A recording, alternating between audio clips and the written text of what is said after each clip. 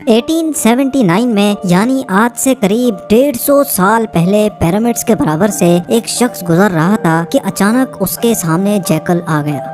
उस आदमी को इस बात का बिल्कुल भी इल्म नहीं था कि अगले ही लम्हे वो पिरामिड्स की कौन सी खास चीज देखने जा रहा है। आदमी ने जैकल की तरफ पत्थर फेंका तो वो जैकल पिरामिड में बने हुए एक छोटे से सुराख में घुस गया। ये मंजर देखते ही उस आदमी से रहा नहीं गया, क्योंकि अब वो पिरामिड में बने उस सुराख के अंदर देखना चाहता था। अंदर दाखिल होते ही आदमी ने खुद को पिरामिड के अंदर बने एक सीक्रेट चैम्बर में पाया, जिसकी दीवारों पर अजीबो गरीब लिखाई में कुछ लिखा हुआ था। नाजरीन, यही वो पॉइंट था जिसने दुनिया भर के रिसर्चर्स और आर्कियोलॉजिस्ट को झंझोड़ कर रख दिया।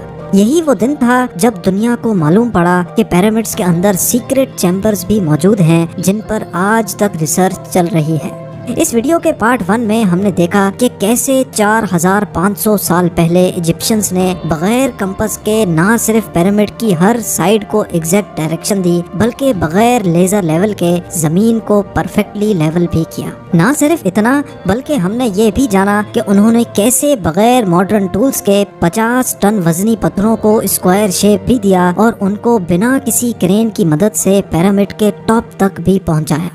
ये तमाम चीजें जानने के बाद रिसर्चर्स परेशान थे कि किंग्स चैम्बर में मौजूद 1 पीस ग्रेनाइट से बनाया हुआ ये ताबूत अंदर इस छोटे सुराख से कैसे लाया गया। पिरामिड्स को बनाने का मकसद क्या था, और रोबोटिक कैमरा ने जब पिरामिड के अंदर पत्थर के स्लैब में सुराख किया तो उसके अंदर वो कौन सा मंजर देखा गया जो पिछले 4500 सालों से किसी ने भी नहीं देखा था। ये सब आप जान सकेंगे वीडियो के इस पार्ट में। तो आइए शुरू करते हैं। Challenge number 7, the great pyramid of Giza, जो तमाम पिरामिड्स के मुकाबले में सबसे ऊंचा और चौड़ा पिरामिड है। उसके अंदर अभी तक 2 हिडन चैम्बर्स तलाश किए जा चुके हैं। एक को किंग्स चैम्बर और दूसरे को क्वींस चैम्बर का नाम दिया गया है। जब पहली बार किंग्स चैम्बर के अंदर रिसर्चर्स की टीम गई तो उन्होंने उसके अंदर एक ऐसी चीज देखी जो बिल्कुल भी एक्सपेक्टेड नहीं थी।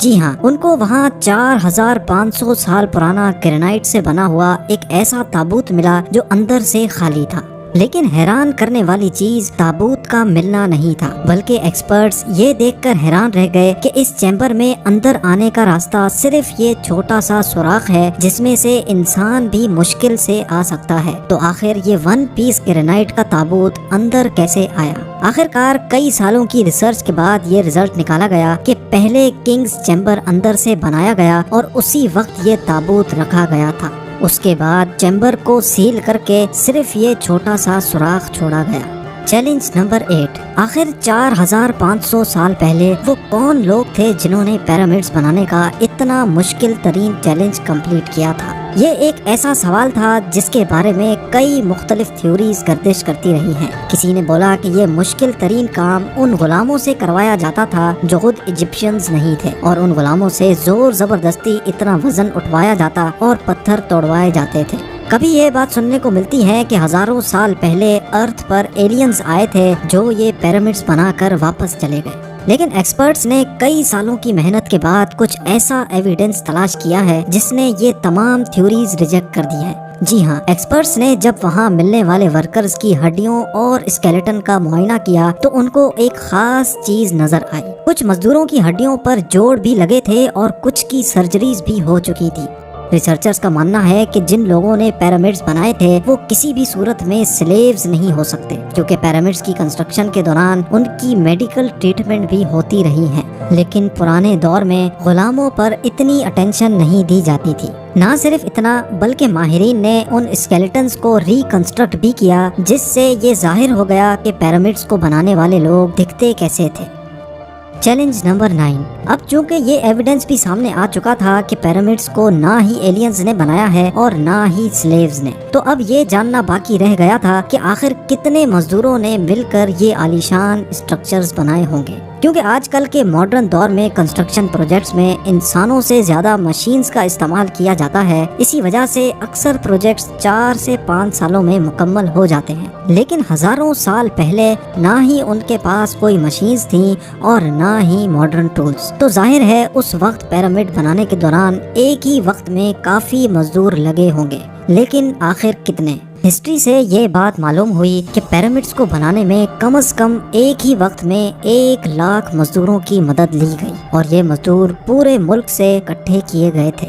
چیلنج نمبر 10، پیرامڈس کی الجھی ہوئی گتیاں اب سلجھنا شروع ہو چکی تھی۔ ایکسپرٹس اور آرکیولوجسٹ اب ایک ایسے موڑ پہ کھڑے تھے جہاں انہوں نے پیرامڈس کی کنسٹرکشن کے کئی پوشیدہ رازوں کو فاش کر دیا تھا، لیکن کئی راز ابھی بھی پوشیدہ تھے جو بار بار ریسرچرز کو تنگ کر رہے تھے۔ ان میں سے ایک راز تھا پیرامڈ بنانے کا مقصد۔ جی ہاں، 60 لاکھ ٹن سے بھی زیادہ وزنی 23 لاکھ پتھروں سے بنا صرف ایک پیرامڈ اور ان کے اندر بنے سیکرٹ چیمبرز کا آخر کوئی تو مقصد ہوگا۔ ریسرچرز کا ماننا تھا کہ صرف ممیز کو دفنانے کے لیے اتنا تام جام نہیں کیا جا سکتا، بلکہ ان پیرامڈز کا کوئی اور خاص مقصد بھی تھا۔ اس مقصد کو جاننے کے لیے دنیا بھر سے مختلف اداروں سے مدد حاصل کی گئی اور یہ رزلٹ نکالا گیا کہ پیرامڈز کا مقصد تھا انسانوں کو خدا بنانا۔ جی ہاں، ایجپشنز کا ماننا تھا کہ جب انسان مر جاتا ہے تو وہ اوپر آسمان میں جا کر ایک ستارہ بن جاتا ہے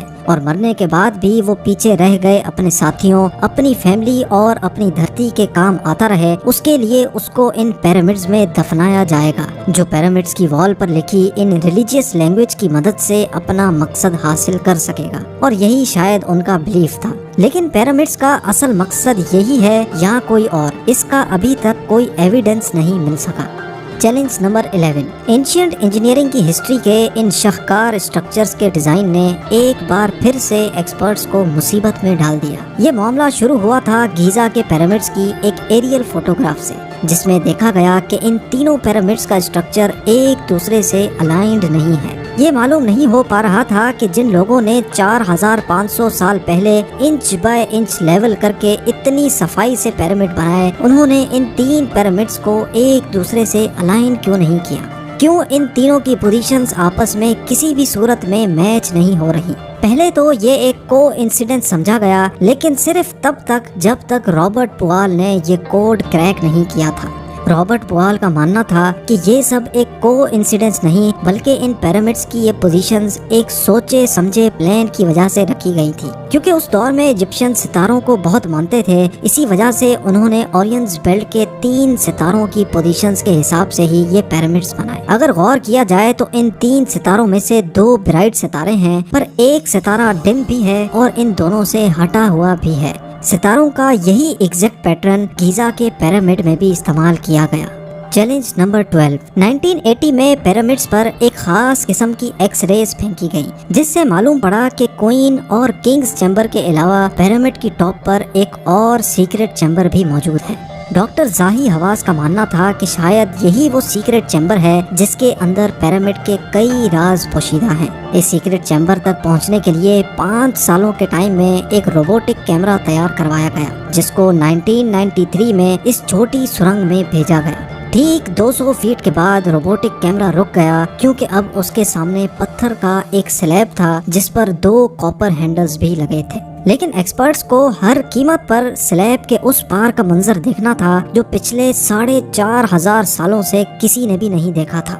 اس کے لیے مزید 8 سالوں کی محنت کے بعد ایک ایسا روبوٹ تیار کیا گیا جس کے آگے ڈرل مشین بھی لگی تھی۔ 2001 میں اس روبوٹ نے لائم سٹون سے بنے سلیب میں باریک چھید کر دیا، اتنا باریک کہ صرف ایک کیمرہ اس میں اندر جا سکے۔ جب کیمرہ نے اس چھید کے اندر دیکھا تو اس کے اندر ایک اور پتھر کا سلیب موجود تھا، لیکن جب کیمرہ کا اینگل زمین کی طرف کیا گیا تو کچھ ایسا نظر آیا جس نے سب کے رونگٹے کھڑے کر دیے۔ جی ہاں، زمین پر لال رنگ سے کچھ خاص الفابیٹس لکھے تھے۔ یہ الفابیٹس اس چھوٹے پیسج کو سیل کرتے وقت 4500 سال پہلے لکھے گئے تھے۔ نہ ہی ایکسپرٹس کو یہ لکھائی سمجھ آئی اور نہ ہی اس کا مقصد سمجھ آیا، لیکن ڈاکٹر زاہی حواس کا ماننا ہے کہ اس دوسرے سلیب کے اس پار ضرور ایک سیکرٹ چیمبر موجود ہے جو پچھلے 4500 سالوں سے کسی نے بھی نہیں دیکھا۔ ہو سکتا ہے آنے والے چند سالوں میں کوئی دوسرا ایڈوانسڈ روبوٹک کیمرہ اس چیمبر کے اندر دیکھ سکے۔ آپ لوگوں کا اس بارے میں کیا خیال ہے؟ مجھے کامنٹس میں ضرور بتائیں۔